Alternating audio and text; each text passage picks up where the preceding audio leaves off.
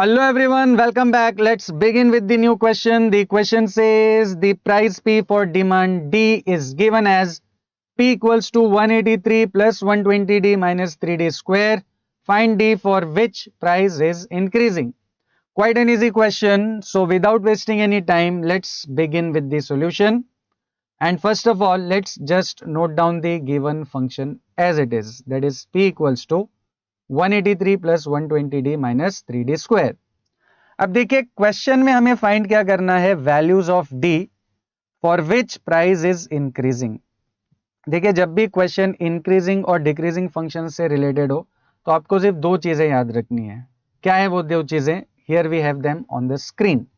If f dash of x is greater than 0 or derivative is positive, then f of x is increasing, and if f dash of x is less than 0, that is if derivative is negative, then f of x is decreasing.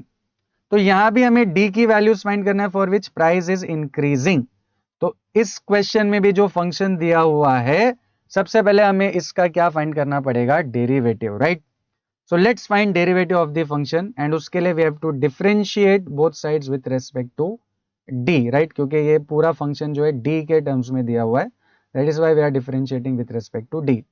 Now tell me what will be derivative of P with respect to D. Yes, it will be dp by dd, that is derivative of price with respect to demand.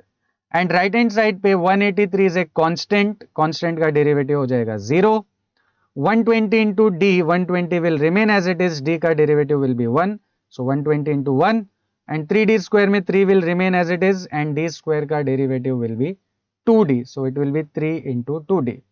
And if you simplify this further, you get dp by dd as 120 minus 6d, right? तो ये हमको क्या मिल गया है, derivative.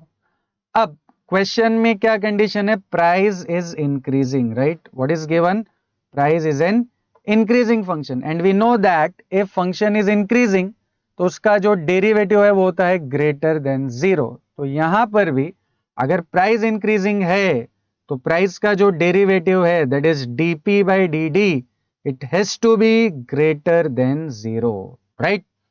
अब देखिए dp by dd हमने already यहां पर कैलकुलेट किया हुआ है। What is dp by dd, 120 minus 60।